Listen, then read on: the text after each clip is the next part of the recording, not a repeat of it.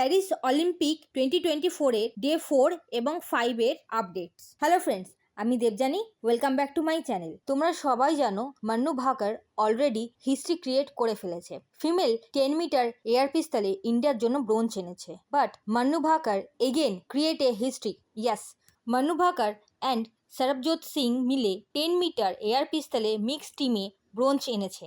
মান্নু ভাকারের তরফ থেকে প্যারিস অলিম্পিকে 2টো ব্রোঞ্জ মেডেল আসলো ভারতের জন্য।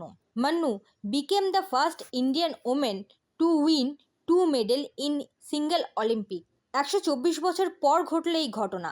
একই অলিম্পিকে 2টো মেডেল নিয়ে আসলো একজন। কিন্তু এখানেই শেষ নয়, উনি আরও একটা ক্যাটাগরিতে অংশগ্রহণ করেছেন 25 মিটার এয়ার পিস্তল গেমে। ডে 4 এর বাকি আপডেটস।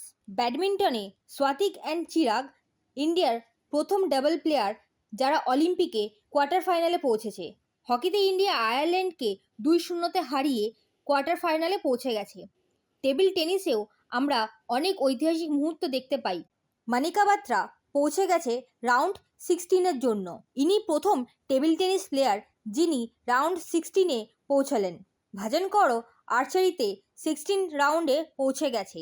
ধীরাজ ম্যান 1/16 রাউন্ডে আউট হয়ে যায়। ডে 5 50 মিটার রাইফেলে শুটার স্বপ্নিল ইন্ডিয়ার জন্য ব্রোঞ্জ মেডেল এনেছেন। ব্যাডমিন্টনে লক্ষ্য সেন প্রি কোয়ার্টার ফাইনালে পৌঁছে গেছে।